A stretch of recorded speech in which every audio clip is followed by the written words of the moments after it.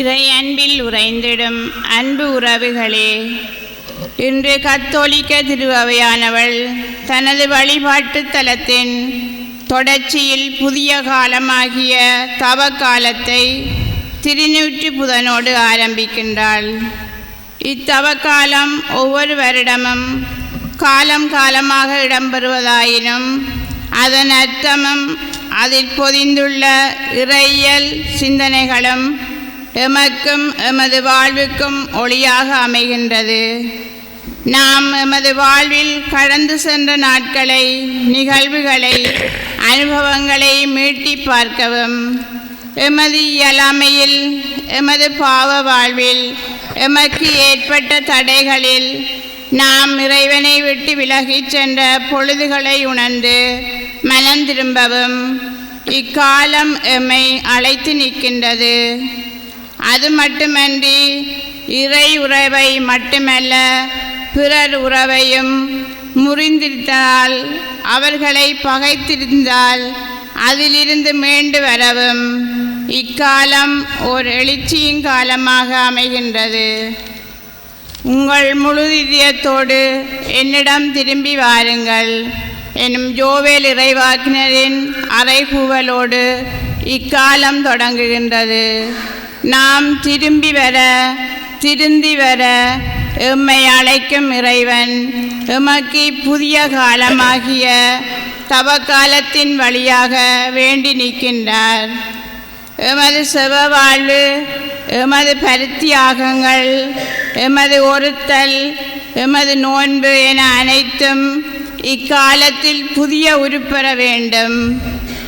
ஆசைகளை, ஆடம்பரங்களை தள்ளி வைத்துவிட்டு எமது ஆன்மீக வாழ்வு தேடும் அனைத்து விளிம்பியங்களையும் சம்பாதித்து கொள்வோம். நாம் உறவில் உயர்ந்து நிற்க வேண்டும் என்று எம்மை இணைத்து படைத்தவர் இறைவன். அதில் புதிய அங்கம் வகிக்கவும், புதிய அத்தியாயம் எழுதவும் இக்காலம் எமக்கு புதிய வழிகளை அமைத்து தர வேண்டும் என்று மன்றாடுவோம்.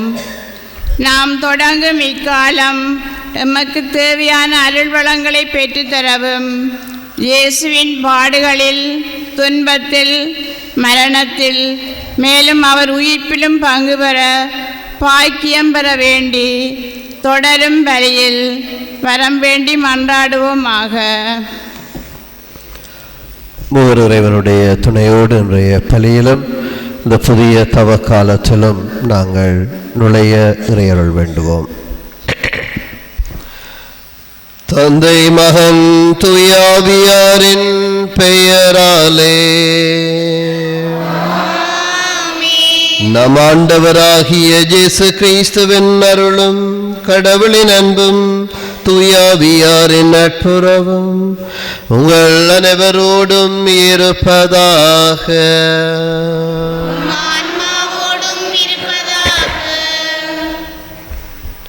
ஆண்டவரே, மனிதர் அனைவர் மீதும் நீர் இரக்கம் காட்டுகின்றீர். நீர் படைத்த எதையும் வெறுப்பதில்லை. மக்கள் மனம் வருந்தும் போது அவர்களுடைய பாவங்களை பாராமல் இருக்கின்றீர். நீர் அவர்களை மன்னிக்கின்றீர். ஏனெனில் நீரே எங்கள் இறைவனாகிய ஆண்டவர். இறையேசுவிலே பிரியமான சகோதரங்களே, 2026 ஆண்டுக்குரிய தவக்காலத்தை, இந்த திருநூற்று புதனை நாங்கள் இன்று ஆரம்பிக்கிறோம். மனிதனே, நீ மண்ணாக இருக்கிறாய், மண்ணுக்கே திரும்புவாய். மனம் திரும்பி நற்செய்தியை நம்புங்கள் என்கிற வார்த்தைகள் உச்சரிக்கப்பட்டு இன்றைய நாளிலே கடந்த ஆண்டு நாங்கள் நமது இல்லங்களுக்கு கொண்டு சென்ற குருத்தோலைகளை நாங்கள் ஆலயத்தில் கொண்டு வந்து எரித்து சாம்பராக்கி அதை எங்களுடைய நெற்றிகளிலே பூச இருக்கிறோம். இது எங்களுடைய தவக்காலத்தின் ஒரு அடையாளமாக இருக்கிறது. ஒரு மனமாற்றத்தின் ஒரு மைல்கல்லாக அமைகிறது. சிறப்பாக இந்த தவக்காலம் ஒரு மனமாற்றத்தின், அதற்கு மேலாக ஒரு உறவின் காலமாக இருக்கிறது. நாங்கள் எம்மோடான உறவுகளையும், எம் அயலவர்களோடான உறவுகளையும், எமக்கும் இறைவனுக்குமான உறவையும் இந்த தவக்காலத்திலே ஆழப்படுத்த, தவறிய நேரங்களுக்காக மன்னிப்பு கேட்க, தேவையான அருள்வரங்களை நாங்கள் கேட்டு இந்த பலியிலே இணைந்து கொள்வோம். சகோதர சகோதரிகளே, தூயமறை நிகழ்வுகளை கொண்டாட நாம் அனைவரும் தகுதி பெறும் பொருட்டு நமது பாவங்களை ஏற்றுக்கொள்வோம். நம்முடைய வளர்ச்சியிலே நாங்கள் அக்கறையற்று நம்மிலே நாங்கள் அன்பற்று வாழ்ந்த நேரங்கள், நம் அயலவர்களை மதிக்காமல் அன்பு கொள்ளாமல் வாழ்ந்த நேரங்கள், இறைவனோடு நமக்குரிய உறவை ஆழப்படுத்த தவறிய நேரங்களை எல்லாம் எண்ணி உறவின் மக்களாக நாங்கள் வாழ மாற தவறியமைக்காக மன்னிப்பு வேண்டுவோம். எல்லாம் வல்ல இறைவனிடமும் சகோதர சகோதரிகளே உங்களிடமும் நான் பாவி என ஏற்றுக்கொள்ளுகின்றேன். கடமையில் தவறியதாலும் பாவங்கள் பல செய்தேன். என் பாவமே, என் பாவமே, என் பெரும் பாவமே. ஆகையால் அப்போதும் கன்னியான புனித மரியாவையும் வானதூதர் புனிதர் அனைவரையும் சகோதர சகோதரிகளே உங்களையும் நம் இறைவனாகிய ஆண்டவரிடம் எனக்காக வேண்டிக் கொள்ள மன்றாடுகின்றேன். எல்லாம் வல்ல இறைவன் நம்மீது இரக்கம் வைத்து நம் பாவங்களை மன்னித்து நம்மை நிலை வாழ்வுக்கு அழைத்து செல்வாராக.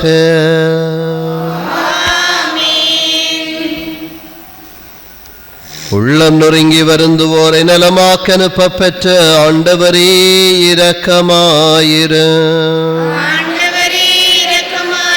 பாவிகளை தேடி வந்த கிறிஸ்துவே இரக்கமாயிரு.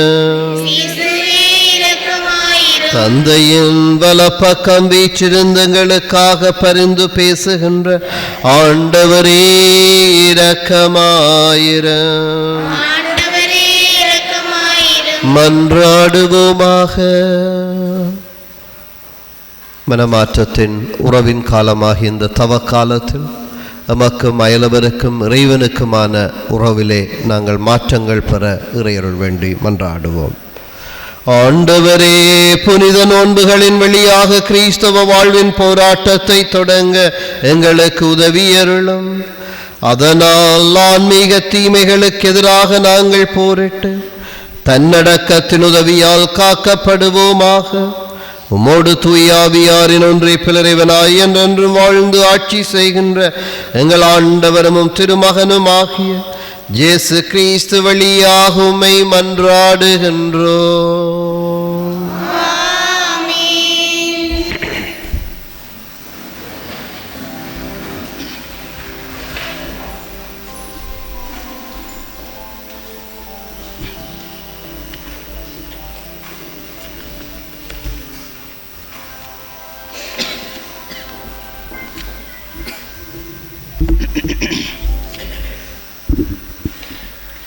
முதல் வாசகம். நீங்கள் உடைகளை கிழித்து கொள்ள வேண்டாம், இதயத்தை கிழித்து கொள்ளுங்கள். இறைவாக்கினர் யோவேல் நூலிலிருந்து வாசகம். அதிகாரம் 2, வசனங்கள் 12 தொடக்கம் 18 முடிய. ஆண்டவர் கூறுகின்றார், இப்பொழுதாவது உண்ணா நோன்பிலிருந்து அழுது புலம்பிக் கொண்டு உங்கள் முழு இதயத்தோடு என்னிடம் திரும்பி வாருங்கள். நீங்கள் உங்கள் உடைகளை கிழித்து கொள்ள வேண்டாம், இதயத்தை கிழித்து கொண்டு உங்கள் கடவுளாகிய ஆண்டவரிடம் திரும்பி வாருங்கள். அவர் அருள் நிறைந்தவர், இரக்கம் மிக்கவர், நீடிய பொறுமையுள்ளவர், பேரன்பு மிக்கவர், செய்ய கருதிய தீங்கை குறித்து மனம் மாறுகின்றவர். ஒருவேளை அவர் தம் மனத்தை மாற்றிக்கொண்டு உங்கள் கடவுளாகிய ஆண்டவருக்கு தானிய படையலையும் நேர்மப்படையலையும் நீங்கள் அளிக்குமாறு உங்களுக்கு ஆசி வழங்குவார். இதை யார் அறிவார்? சியோனில் எக்காலமூதி எச்சரியுங்கள், புனிதமான உண்ணா நோன்புக்கென நாள் குறியுங்கள். வழிபாட்டு பேரணியை திரட்டுங்கள், மக்களை திரண்டு வரச் செய்யுங்கள். புனித கூட்டத்துக்கு ஏற்பாடு செய்யுங்கள், முதியோரை கூடி வரச் செய்யுங்கள். பிள்ளைகளையும் பால் குடிக்கும் குழந்தைகளையும் ஒரு சேர கூட்டுங்கள். மணமகன் தன் அறையை விட்டு வெளியேறட்டும், மணமகள் தன் மஞ்சத்தை விட்டு புறப்படட்டும். ஆண்டவரின் ஊழியர்களாகிய குருக்கள் கோவில் மண்டபத்துக்கும் பலிப்பீடத்துக்கும் இடையே நின்று அழுத வண்ணம், ஆண்டவரே, உம் மக்கள் மீது இரக்கங்கொள்ளும், உமது உரிமை சொத்தை வேற்றினத்தார் நடுவில் நிந்தைக்கும் பழிச்சொல்லுக்கும் ஆளாக்காதீர் என சொல்வார்களாக. அவர்களுடைய கடவுள் எங்கே என வேற்றினத்தார் கூறவும் வேண்டுமோ? அப்பொழுது ஆண்டவர் தம் நாட்டின் மேல் பேரார்வம் கொண்டு தம் மக்கள் மீது கருணை காட்டினார். இது ஆண்டவர் வழங்கும் அருள்வாக்கு. திருப்பாடல் பல்லவியாக. ஆண்டவரே இரக்கமாயிரும், ஏனெனில் நாங்கள் பாவம் செய்தோம். ஆண்டவரே இரக்கமாயிரும், ஏனெனில் நாங்கள் பாவம் செய்தோம். ஆண்டவரே இரக்கமாயிரும், ஏனெனில் நாங்கள் பாவம் செய்தோம். கடவுளே, உமது பேரன்பிற்கேற்ப எனக்கு இரங்கும், உமது அளவற்ற இரக்கத்திற்கேற்பேன் குற்றங்களை துடைத்தருளும். என் தீவினை முற்றிலும் நீங்கும்படி என்னை கழுவியருளும், என் பாவம் அற்று போகும்படி என்னை தூய்மைப்படுத்தியருளும். ஆண்டவரே இரக்கமாயிரும், ஏனெனில் நாங்கள் பாவம் செய்தோம். ஏனெனில் என் குற்றங்களை நான் உணர்கின்றேன், என் பாவம் எப்போதும் என் மனக்கண் முன் நிற்கின்றது. உமக்கு எதிராக நான் பாவம் செய்தேன், உம் பார்வையில் தீயது செய்தேன். ஆண்டவரே இரக்கமாயிரும், ஏனெனில் நாங்கள் பாவம் செய்தோம். கடவுளே, தூயதோர் உள்ளத்தை என்னுள்ளே படைத்தருளும், உறுதி தரும் ஆவியை புதுப்பிக்கும் ஆவியை என்னுள்ளே உருவாக்கியருளும். உமது முன்னிலையிலிருந்து என்னை தள்ளிவிடாதேயும், உமது தூய ஆவியை என்னிடமிருந்து எடுத்து விடாதேயும். ஆண்டவரே இரக்கமாயிரும், ஏனெனில் நாங்கள் பாவம் செய்தோம். உம்மீட்பின் மகிழ்ச்சியை மீண்டும் எனக்கு அளித்தருளும், தன்னார்வ மனந்தந்து என்னை தாங்கியருளும். என் தலைவரே, என் இதழ்களை திறந்தருளும், அப்பொழுது என் வாய் உமக்கு புகழ் சாற்றிடும். ஆண்டவரே இரக்கமாயிரும், ஏனெனில் நாங்கள் பாவம் செய்தோம். ஆண்டவரே இரக்கமாயிரும், ஏனெனில் நாங்கள் பாவம் செய்தோம்.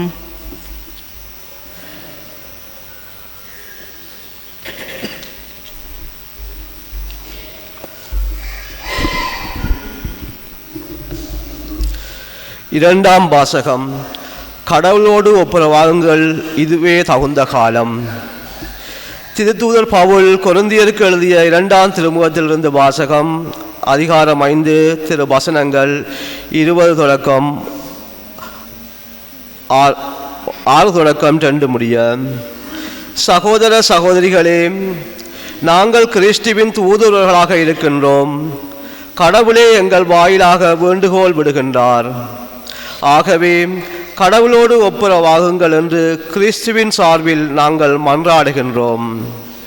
நாம் கிறிஸ்து வழியாக நமக்கு ஏற்புடையவராகுமாறு கடவுள் பாவம் அறியாத அவரை பாவநிலை ஏற்கச் செய்தார்.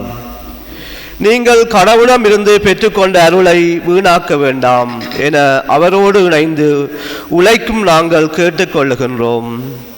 தகுந்த வேளையில் நான் உமக்கு பதிலளித்தேன், விடுதலை நாளில் உமக்கு துணையாயிருந்தேன் என கடவுள் கூறுகின்றார்.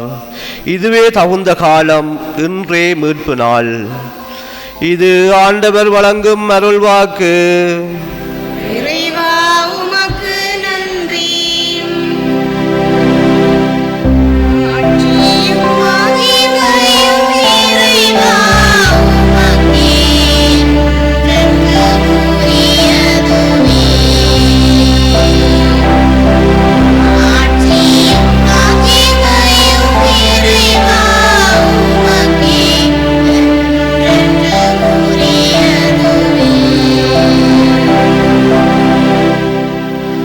உங்கள் இதயத்தை கடினப்படுத்திக் கொள்ளாதீர்கள், மாறாக ஆண்டவரின் குரலை கேட்பீர்களாக.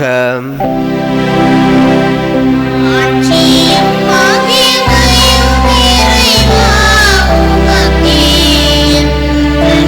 உரியதுவே.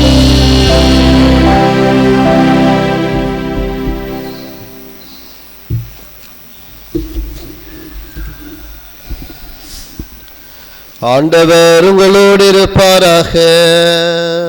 ஆன்மாவோடும் இருப்பாராக. மத்தேயு எழுதிய நற்செய்தியிலிருந்து வாசகம். ஆண்டவரே, மாட்சி உமக்கே. மத்தேயு நற்செய்தி அதிகாரம் 6 வசனங்கள் 1 முதல் 6, 16 முதல் 18 வரை. அக்காலத்தில் இயேசுதம் சீடரை நோக்கி கூறியது: மக்கள் பார்க்க வேண்டுமென்று அவர்கள் முன் உங்கள் அறச்செயல்களை செய்யாதீர்கள். இதை குறித்து நீங்கள் எச்சரிக்கையாய் இருங்கள். இல்லையென்றால் உங்கள் விண்ணக தந்தையிடமிருந்து உங்களுக்கு கைமாறு கிடைக்காது. நீங்கள் தர்மம் செய்யும் போது உங்களை பற்றி தம்பட்டம் அடிக்காதீர்கள். வெளிவேடக்காரர் மக்கள் புகழ வேண்டுமென்று தொழுகை கூடங்களிலும் சந்துகளிலும் நின்று அவ்வாறு செய்வர். அவர்கள் தங்களுக்குரிய கைமாறு பெற்றுவிட்டார்கள் என உறுதியாக உங்களுக்கு சொல்கிறேன். நீங்கள் தர்மம் செய்யும் போது உங்கள் வலக்கை செய்வது இடக்கைக்கு தெரியாதிருக்கட்டும். அப்பொழுது நீங்கள் செய்யும் தர்மம் மறைவாய் இருக்கும். மறைவாய் உள்ளதை காணும் உங்கள் தந்தையும் உங்களுக்கு கைமாறு அளிப்பார். நீங்கள் இறைவனிடம் வேண்டும் பொழுது வெளிவேடக்காரரை போல் இருக்க வேண்டாம். அவர்கள் தொழுகை கூடங்களிலும் வீதியோரங்களில் நின்று கொண்டு மக்கள் பார்க்க வேண்டும் என இறைவேண்டல் செய்ய விரும்புகிறார்கள். அவர்கள் தங்களுக்குரிய கைமாறு பெற்றுவிட்டார்கள் என உறுதியாக உங்களுக்கு சொல்கிறேன். ஆனால் நீங்கள் இறைவனிடம் வேண்டும் பொழுது உங்கள் உள்ளறைக்கு சென்று கதவை அடைத்து கொண்டு மறைவாய் உள்ள உங்கள் தந்தையை நோக்கி வேண்டுங்கள். மறைவாய் உள்ளதை காணும் உங்கள் தந்தையும் உங்களுக்கு கைமாறு அளிப்பார். மேலும் நீங்கள் நோன்பிருக்கும் போது வெளிவேடக்காரரை போல் முகவாட்டமாய் இருக்க வேண்டாம். தாங்கள் நோன்பு இருப்பதை மக்கள் பார்க்க வேண்டும் என்றே அவர்கள் தங்கள் முகங்களை விகாரப்படுத்திக் கொள்கிறார்கள். அவர்கள் தங்களுக்குரிய கைமாறு பெற்றுவிட்டார்கள் என உறுதியாக உங்களுக்கு சொல்கிறேன். நீங்கள் நோன்பிருக்கும் போது உங்கள் தலையில் எண்ணெய் தேய்த்து முகத்தை கழுவுங்கள். அப்பொழுது நீங்கள் நோன்பு இருப்பது மனிதருக்கு தெரியாது, மாறாக மறைவாய் இருக்கிற உங்கள் தந்தைக்கு மட்டும் தெரியும். மறைவாய் உள்ளதை காணும் உங்கள் தந்தையும் உங்களுக்கு ஏற்ற கைமாறு அளிப்பார். இது கிறிஸ்து வழங்கும் நற்செய்தி. கிறிஸ்துவே, உமக்கு புகழ்.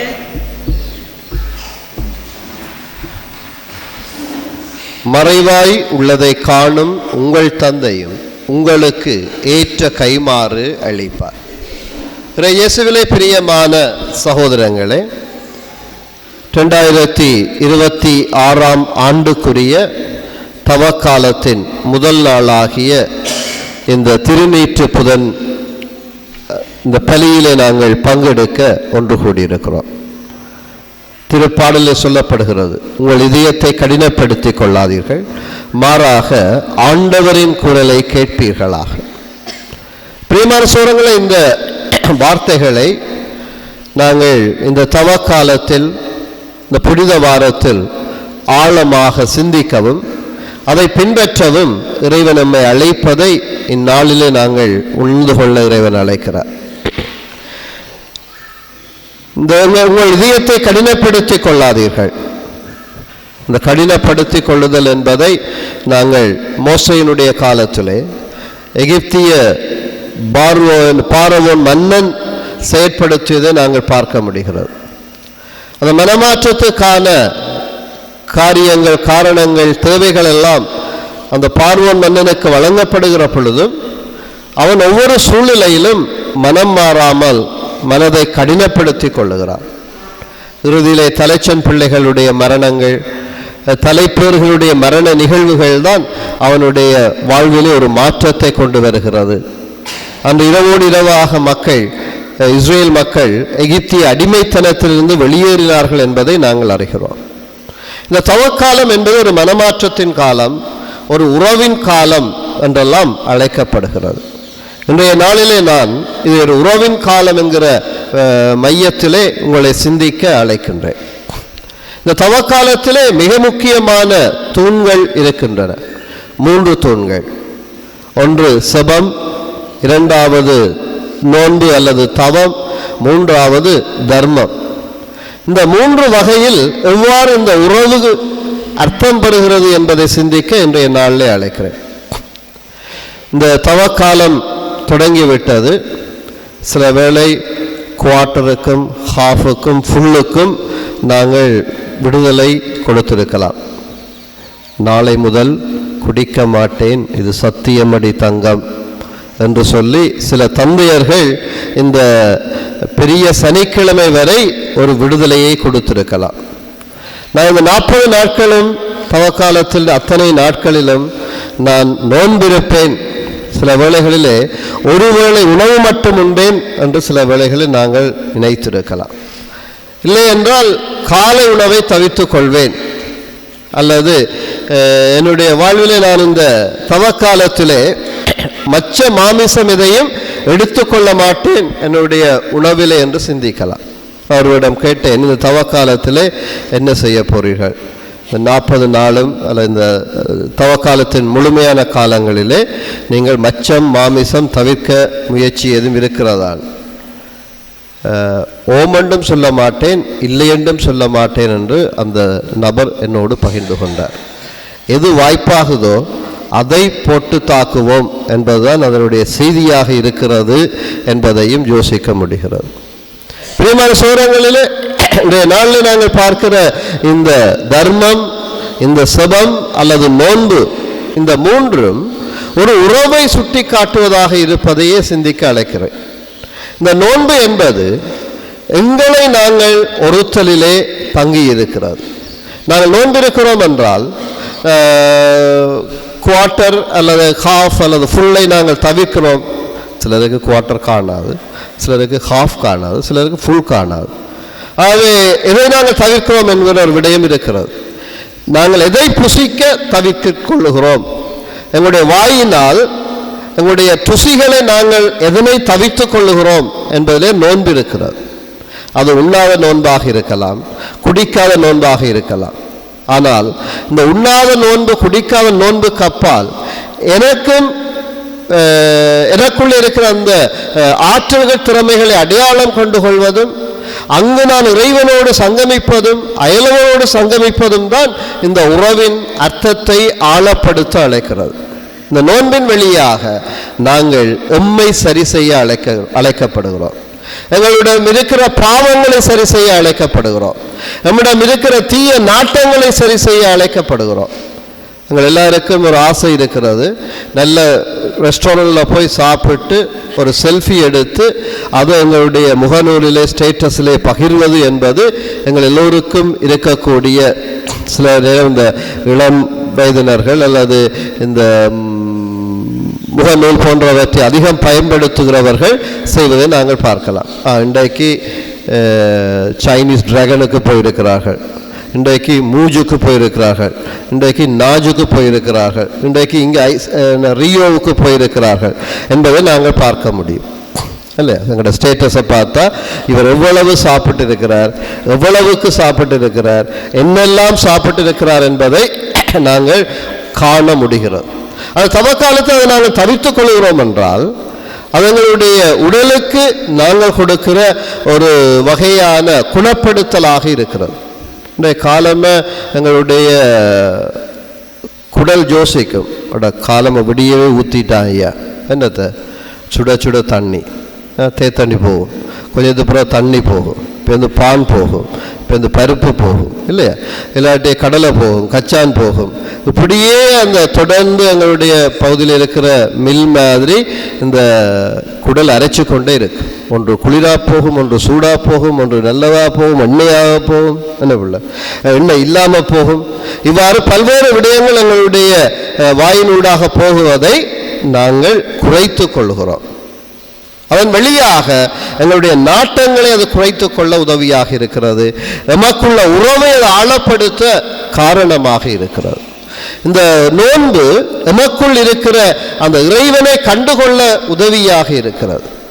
நாங்கள் தவிர்த்தது என்பது உணவு மட்டுமல்ல, இந்த பானங்கள் மட்டுமல்ல, நாங்கள் தேவையற்றவைகளை தவிர்த்து கொள்ளவும் இறைவன் அழைக்கிறார். தேவையற்றவை என்பதை நாங்கள் பட்டியலிடுகிற பொழுது இன்றைய இறைவ வாசகம் சொல்வது போல கலாத்தியருக்கு எழுதிய திருமுகத்திலே புனித பவுலடிகளார் சொல்வார், நாங்கள் எதையெல்லாம் தவித்துக் கொள்ள வேண்டும் என்பதை. பரத்தமை, கெட்ட நடத்தை, காமவரி, சிலை வழிபாடு, பில்லி சூனியம், பகைமை, சண்டை சச்சரவு, பொறாமை, சீற்றம், கட்சி மனப்பான்மை, பிரிவினை, பிளவு, அழுக்காறு, குடிவரி, களியாட்டம் போன்றவற்றை நாங்கள் தவித்துக் கொள்ள இறைவன் நம்மை அழைப்பதை நாங்கள் உணர்ந்து கொள்ள அழைக்கப்படுகிறோம். ஆக இந்த நோன்பு காலத்திலே நாங்கள் தவித்துக் கொள்ள வேண்டியவைகள் பல இருக்கின்றன. உணவு மட்டுமல்ல.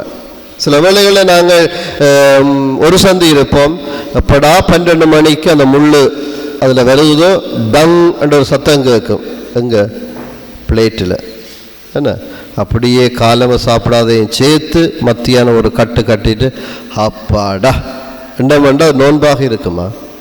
இல்லை இல்லையா?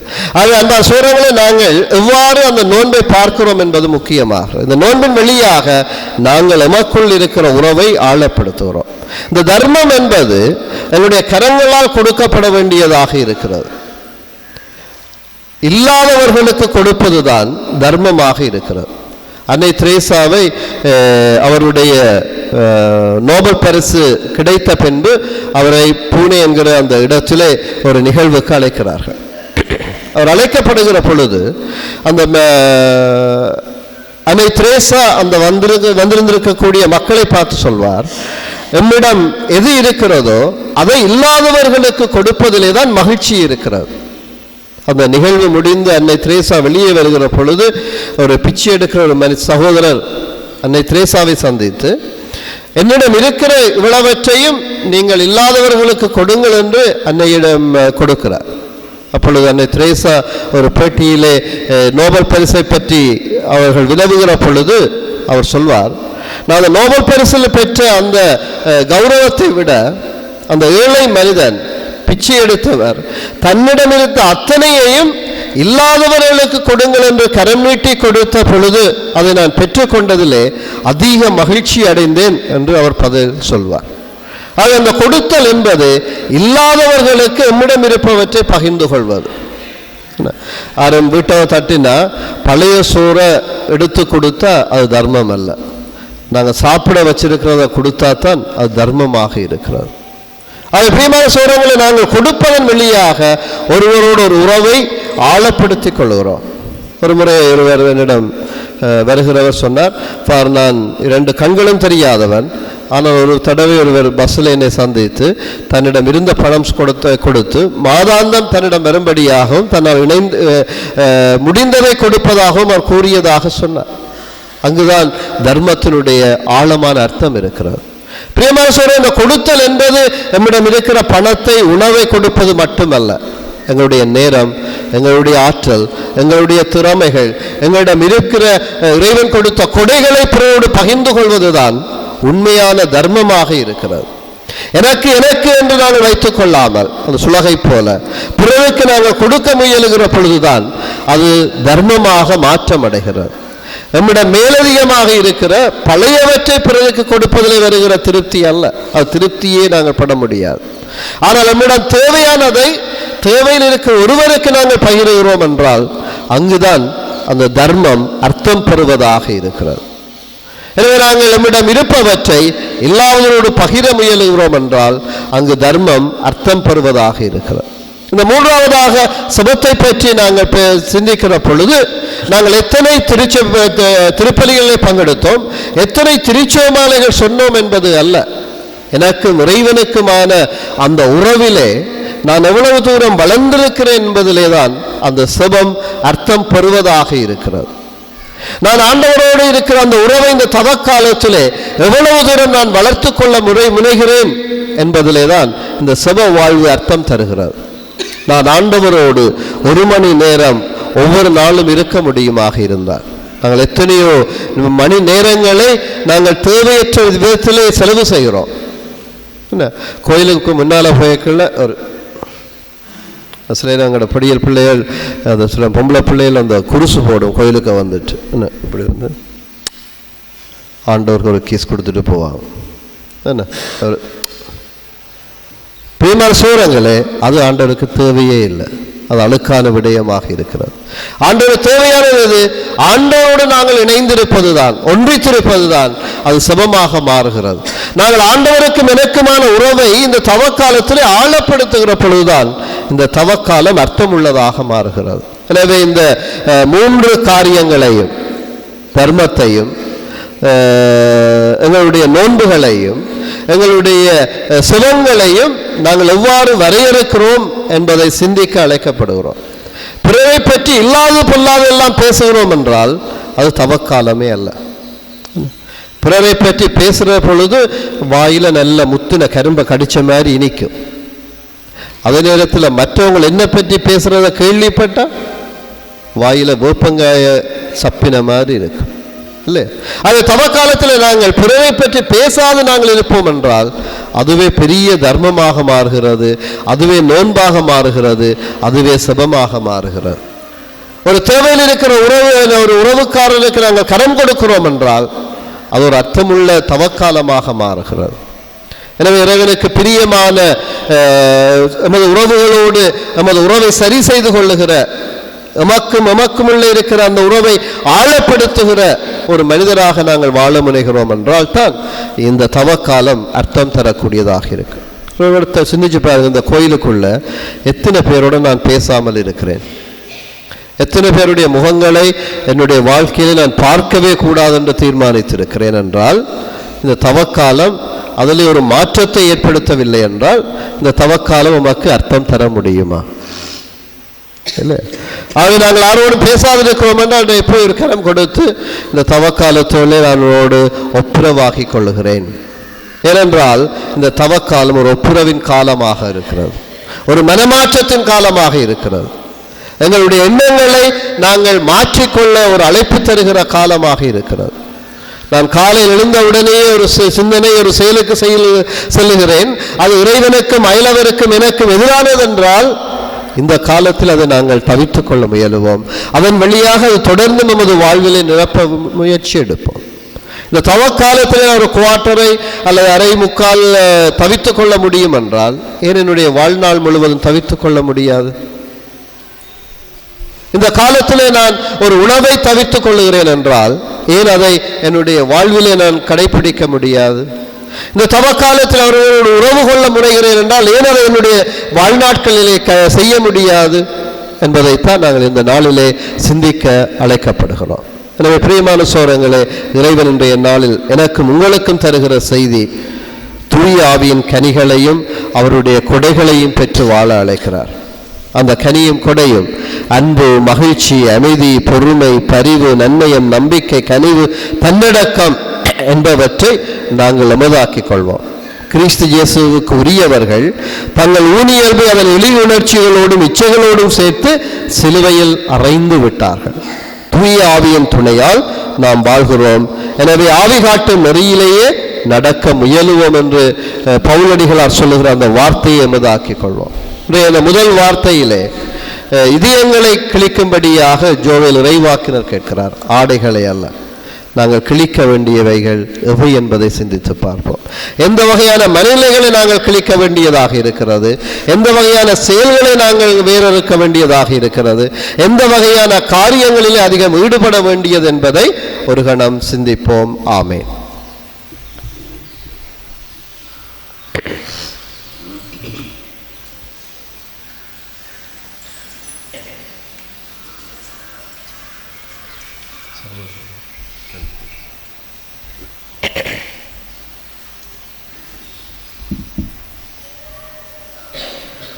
எழுந்து நிற்போம். திருநீற்றை புனிதப்படுத்துகிற இந்த சடங்கிலே இணைந்து கொள்வோம். அதைத் தொடர்ந்து எங்களுடைய நெற்றிகளிலே திருநீறு பூசப்படுகிறது. அன்புமிக்க சகோதர சகோதரிகளே, தந்தையாம் கடவுளை நோக்கி பணிவுடன் மன்றாடுவோம். தவத்தின் அடையாளமாக நம் நெற்றிகளில் இடப்படுகிற அல்லது தலைகளில் இடப்படுகிற திருநீற்றை புனிதப்படுத்த அவர் இரக்கம் கொள்வாராக.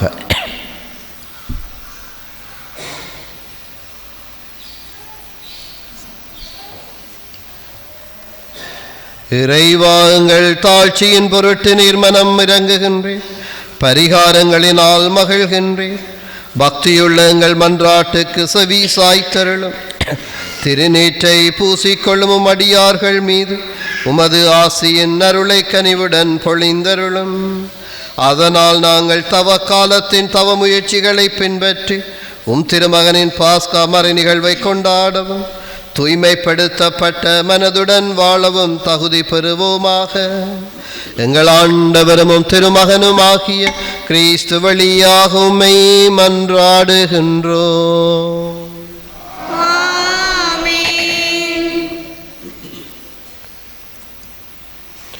இப்பொழுது 2 வரிகளிலே முன்வரவும்.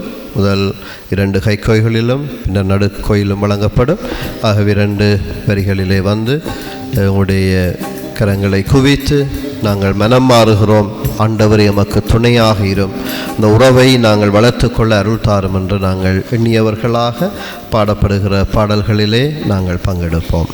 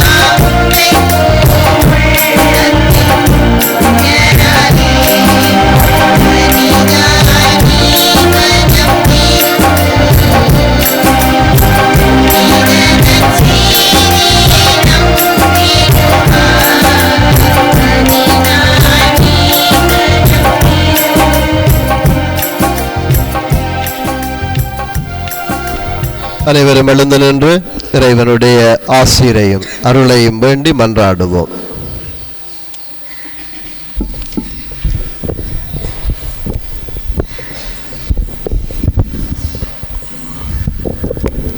உங்களுக்கு முழு இதயத்தோடு உங்கள் கடவுளாகிய ஆண்டவிடம் திரும்பி வாருங்கள். இதயங்களை அதிகம் அன்பு செய்யும் இறைவா, இன்று உம்மிடம் திருந்தி வர நாம் எடுக்கும் ஒவ்வொரு முயற்சிகளையும் ஆசிர்வதியும். இம்முயற்சியின் வெளிச்சத்தை எமக்கு காண்பிக்கும் அனைத்து திரு அவை பணியாளர்களும் எம்மை நிறைவான பாதையில் வழிநடத்திட அருள் புரிய வேண்டுமென்று இறைவா உம்மை மன்றாடுகின்றோம். ஆண்டவரே, எங்கள் மன்றாட்டை கேட்டருளும். ஆண்டவரே இரக்கமாயிரும், ஏனெனில் நாங்கள் பாவம் செய்தோம். இதயங்களை அதிகம் அன்பு செய்யும் இறைவா, நீர் ஒருவரே எமக்கு மன்னிப்பளிப்பவர் என்பதை நாம் முழுமையாக நம்புகின்றோம். கடந்த காலங்களில் நாம் செய்த தவறுகளை நினைத்து மனமுருகி அதற்கு மன்னிப்பு கேட்கின்றோம். இத்தவக்காலத்தினூடாக எம்மை தூய்மைப்படுத்தி முழு மனிதனாக்கிட அருள் புரிய வேண்டுமென்று இறைவா உம்மை மன்றாடுகின்றோம். ஆண்டவரே, எங்கள் மன்றாட்டை கேட்டருளும். இதுவே தகுந்த காலம், இன்றே மீட்பு நாள். இதயங்களை அதிகம் அன்பு செய்யும் இறைவா, நாம் தவங்கள் புரிந்திடவும் செபங்களில் எம்மை அதிகம் ஈடுபடுத்தவும் எமது பாவத்திற்கான பரிகாரம் தேடவும் இத்தவ காலத்தை ஒரு அருளின் காலமாக எமக்கு தந்தருளினீரே. எம்மை தியாகம் செய்து உமது பாடுகளின் பாதையில் எம்மை இணைத்திட பயணித்திட அருள் புரிய வேண்டுமென்று இறைவா உம்மை மன்றாடுகின்றோம். ஆண்டவரே, எங்கள் மன்றாட்டை கேட்டருளும். நீங்கள் நோன்பு இருப்பது மனிதருக்கு தெரியாது, மாறாக மறைவாய் இருக்கின்ற உங்கள் தந்தைக்கு மட்டும் தெரியும். இதயங்களை அதிகம் அன்பு செய்யும் இறைவா, வெளிவேட உலகிலே வாழும் நாம் எமது இதயத்தை தூய்மைப்படுத்தி உழைப்போமாக. உமது ஆன்மீக கடமைகளில் பிரமாணிக்கமாயிருக்கவும் எமது ஒருத்தல் முயற்சிகளை எமக்கு இவ்வுலகின் மீட்புக்காக எம்மை அர்ப்பணித்திடவும் அருள் புரிய வேண்டுமென்று இறைவா உம்மை மன்றாடுகின்றோம். ஆண்டவரே, எங்கள் மன்றாட்டை கேட்டருளும். எங்களுடைய தனிப்பட்ட தேவைகளுக்காக ஒரு கணம் மன்றாடுவோம்.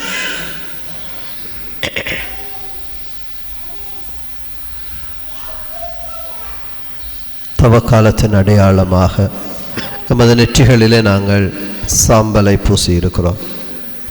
இது ஒரு அடையாளம் மட்டும் என்பதை நாங்கள் உணர்ந்து கொண்டு, தெய்வமே, ஒரு உள்ளார்ந்த ரீதியான மனமாற்றங்கள், புதிய உறவுகளை சந்திப்பதிலும் முறிந்த உறவுகளை சரி செய்வதிலும் எமக்குள்ளே இருக்கிற ஆற்றல் திறமைகளை எம்மையை நாங்கள் அன்பு செய்வதிலும் உமக்கும் இருக்கிற உறவை சபத்தினால் அருட்சாதனங்களால் திருப்பலிகளால் ஆழப்படுத்தவும் நமக்கு அருள் தர வேண்டுகிறோம். இவற்றையெல்லாம் எங்கள் ஆண்டவரும் திருமகனுமாகிய கிறிஸ்து வழியாக உம்மை பார்த்து மன்றாடுகிறோம் தந்தையே. ஆமென்.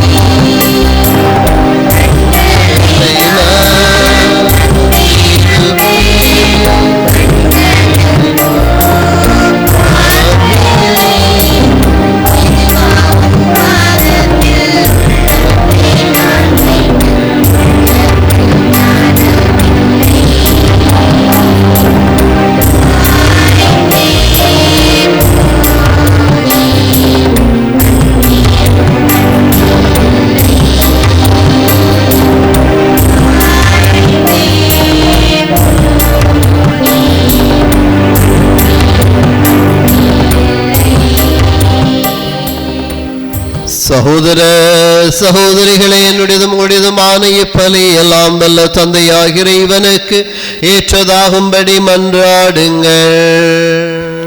ஆண்டவர் தமது திருப்பேரின் புகழ்ச்சிக்காகவும் ஆட்சிக்காகவும் நமது நன்மைக்காகவும் புனித திரு அவை அனைத்து நலன்களுக்காகவும் உமது கையிலிருந்து இப்பலி ஏற்றுக்கொள்வாராக. ஆண்டவரே, தவ கால தொடக்கமாக அமையும் இப்பலியை சிறப்பாக உமக்கு கொடுக்க உம்மை வேண்டுகின்றோம். தவ செயல்களாலும் பிறர் அன்பு செயல்களாலும் நாங்கள் தீய ஆசைகளை அடக்குவோமாக. இவ்வாறு பாவத்திலிருந்து தூய்மை பெற்று உம் திருமகனின் பாடுகளை ஆர்வமுடன் கொண்டாட தகுதியுள்ளவர்களாக திகழ்வோமாக. என்றென்றும் வாழ்ந்து ஆட்சி செய்கின்றவர் வழியாக உம்மை மன்றாடுகின்றோம். ஆண்டவர் உங்களோடு இருப்பாராக. இதயங்களை மேலே எழுப்புங்கள். நம் இறைவனாகிய ஆண்டவருக்கு நன்றி கூறுவோம். ஆண்டவரே, தூயவரான தந்தை என்றுமுள்ள எல்லாம் வல்ல இறைவா, எந்நாளும் அவ்விடத்திலும் நாங்கள் உமக்கு நன்றி செலுத்துவது மெய்யாகவே தகுதியும் நீதியுமாகும். எங்கள் கடமையும் மீட்புக்குரிய செயலுமாகும். உம்முடைய பிள்ளைகளின் உள்ளங்களை தூய்மைப்படுத்தி புதுப்பிக்க பயனுள்ள சிறப்பான காலத்தை ஏற்படுத்தினீர். அதனால் நாங்கள் மட்டுமீறிய பற்றுதலிருந்து விடுதலை பெற்று நிலையற்றவற்றில் மனதை ஈடுபடுத்தாது நிலையானவற்றில் மென்மேலும் மனதை செலுத்துமாறு எங்களை தூண்டுகின்ற காலம் இதுவே. ஆகவே புனிதர் வானதூதர் அனைவரோடும் சேர்ந்து நாங்கள் உம்மை புகழ்ந்தேத்தி முடிவின்றி சொல்வதாவது: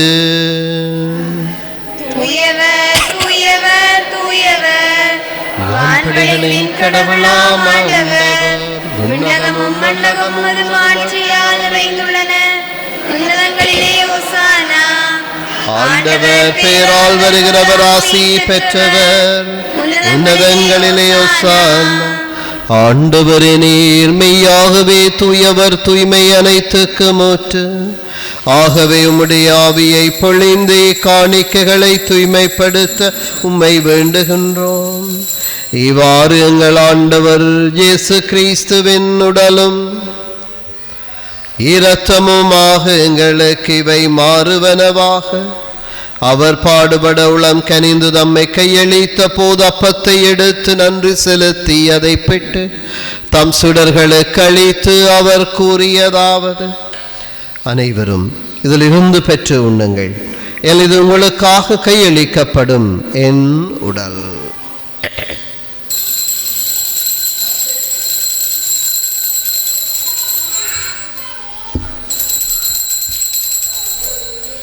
அவண்ணமே இரவிருந்து அருந்திய பின் கிண்ணத்தையும் எடுத்து மீண்டும் உமாக்கு நன்றி கூறி தம் சுடர்களுக்கு அளித்தவர் கூறியதாவது: அனைவரும் இதிலிருந்து பெற்று பருகுங்கள், எனது புதிய நிலையான உடன்படிக்கைக்குரிய இரத்தத்தின் கிண்ணம்.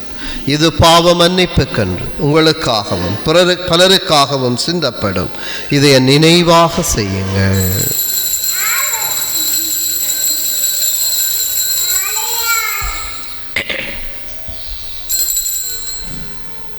நம்பிக்கையின் மறை பொருள்.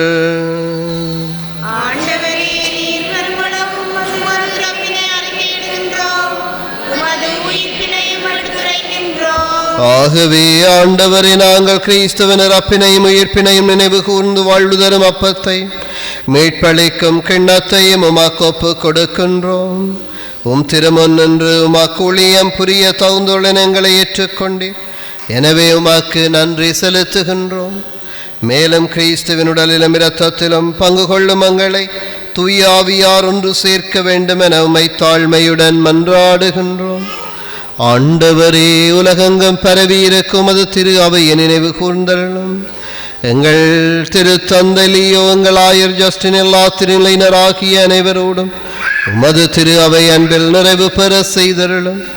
மேலும் உயிர்த்தெழும் எதிர்நோக்குடன் துயில் கொள்ளும் எங்கள் சகோதர சகோதரிகளையும் இறந்தோர் அனைவரையும் இரக்கத்துடன் நினைவு கூர்ந்து மது திருமுக ஒளியினுள் ஏற்றருளும் எங்கள் அனைவர் மீதும் இரக்கமாயிரும். கடவுளின் கன்னித்தாயான புனித மரியா, அவருடைய கணவரான புனித ஜோசேப், புனித திருத்தூதர்கள், இவ்வுலகில் உமக்குகந்தவராயிருந்தோராகிய புனிதர் அனைவருடனும் நாங்கள் நிலை வாழ்வில் பங்கு கொள்ளும் தகுதி பெற்று திருமகன் இயேசு கிறிஸ்து வழியாக உம்மை புகழ்ந்தேத்தும் வரமருள உம்மை மன்றாடுகின்றோம். இவர் வழியாக இவரோடு இவரில் எல்லாம் வல்ல இறைவனாகிய தந்தை தூயாவியாரின் ஒன்றிப்பில் எல்லா புகழும் ஆட்சியும் என்றென்று உமக்கு உரியதே.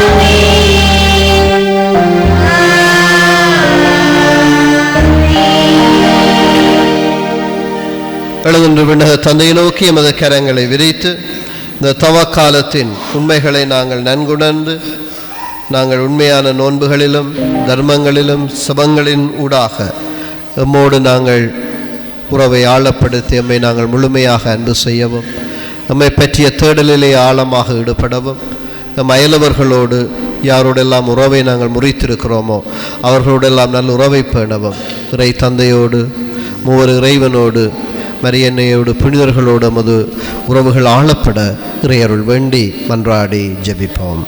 விண்ணுலகில் இருக்கிற எங்கள் தந்தையே, உமது பெயர் தூயதென போற்றப் பெறுக, உமது ஆட்சி வருக, உமது திருவுளம் விண்ணுலகில் நிறைவேறுவது போல மண்ணுலகிலும் நிறைவேறுக. எங்கள் அன்றாட உணவை இன்று எங்களுக்கு தாரும், எங்களுக்கு எதிராக குற்றம் செய்வோரை நாங்கள் மன்னிப்பது போல எங்கள் குற்றங்களை மன்னியும், எங்களை சோதனைக்குட்படுத்தாதேயும், தீமையிலிருந்து எங்களை ஆண்டவரே, தீமை அனைத்திலிருந்தும் எங்களை விடுவித்து எங்கள் வாழ்நாளில் அமைதியை கனிவுடன் அருள உம்மை மன்றாடுகின்றோம். உமது இரக்கத்தின் உதவியால் நாங்கள் பாவத்தில் இருந்த போதும் விடுதலை பெற்று ஜாதொரு கலக்கமும் இன்றி நலமாயிருப்போமாக. நாங்கள் இது நோக்கி இருக்கும் பேரின்பத்துக்காகவும் மீட்பராகிய இயேசு கிறிஸ்துவின் வருகைக்காகவும் காத்திருக்கின்றோம். ஆண்டவரே இயேசு கிறிஸ்துவே, அமைதியை உங்களுக்கு விட்டு சொல்கிறேன், என் அமைதியை உங்களுக்கு அளிக்கின்றேன் என்றும் திரு தூதர்களுக்கு மொழிந்தீரே. எங்கள் பாவங்களை பாராமல் உமது திரு அவையின் நம்பிக்கையை கண்ணோக்கி உமது திருவுளத்திற்கேற்பதற்கு அமைதியையும் ஒற்றுமையையும் அளித்தருள்வீராக.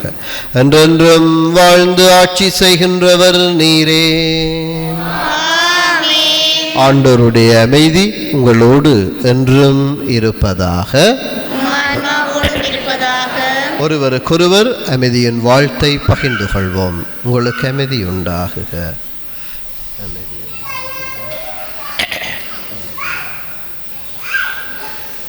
உலகின் பாவங்களை போக்கும் இறைவனின் செம்மறியே, எங்கள் மேல் இரக்கமாயிரும். உலகின் பாவங்களை போக்கும் இறைவனின் செம்மறியே, எங்கள் மேல் இரக்கமாயிரும். உலகின் பாவங்களை போக்கும் இறைவனின் செம்மறியே, எங்களுக்கு அமைதி அளித்தருளும்.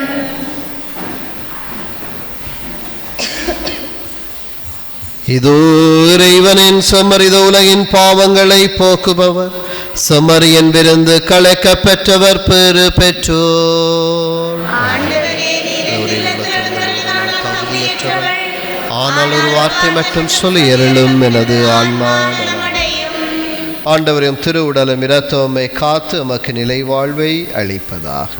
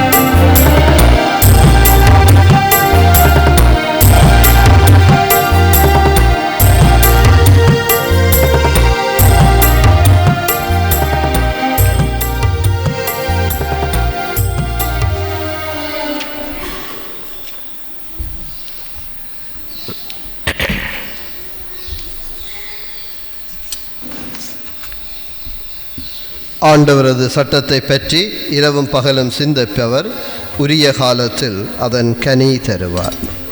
நன்றி கூறி மன்றாடுவோம். ஆண்டவரே, திருவிருந்தங்களுக்கு உதவ வேண்டுமென உம்மை வேண்டுகிறோம். அதனால் எங்கள் நோன்புகளும் அக்கேற்புடையனவாக நாங்கள் நலமடைய உதவுவனவாக எங்கள் ஆண்டவரும் திருமகனும் ஆகிய கிறிஸ்து வழியாக உம்மை மன்றாடுகின்றோம். ஆண்டவர் உங்களோடு இருப்பாராக. இறைவா, மாண்புக்குரியவும் திருமுன் தலை வணங்குபவர்களுக்கு ஆழமாக மனத்துயரை கனிவுடன் தந்தருளும். தங்களுக்கு வாக்களிக்கப்பட்ட பரிசுகளை தவம் புரிவோர் இரக்கத்துடன் பெற்றுக்கொள்ள தகுதி பெறுவார்களாக. எங்கள் ஆண்டவரும் திருமகனும் ஆகிய கிறிஸ்து வழியாக உம்மை மன்றாடுகின்றோம். எல்லாம் வல்ல இறைவன் தந்தை, மகன், தூய ஆவியாரின் ஆசீர் உங்கள் மீது என்றும் தங்குவதாக. இறைவனுக்கு பிரியமான வாழ்வு வாழ இறை துணையிலே சென்று வாழ்வோம். இந்த தவக்காலத்தை ஒரு புனிதமான ஒரு உறவின் மனமாற்றத்தின் காலமாக நாங்கள் பயன்படுத்துவோம். இறைவனுடைய ஆசீரோடு இந்த தவக்காலம் முழுவதும் பயணிப்போம். இறைவனுடைய வல்லமை நிறைந்த பிரசன்னம் உங்கள் அனைவரையும் உங்களுடைய குடும்பங்களையும் ஆசீர்வதிப்பதாக. God bless you.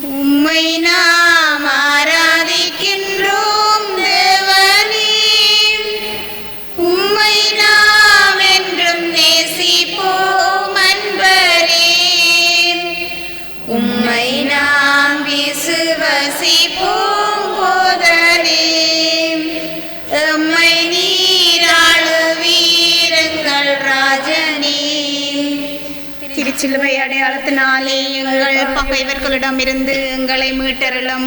எங்கள் இறைவா, தந்தை, மகன், தூய ஆவியானவரின் பெயராலே ஆமென்.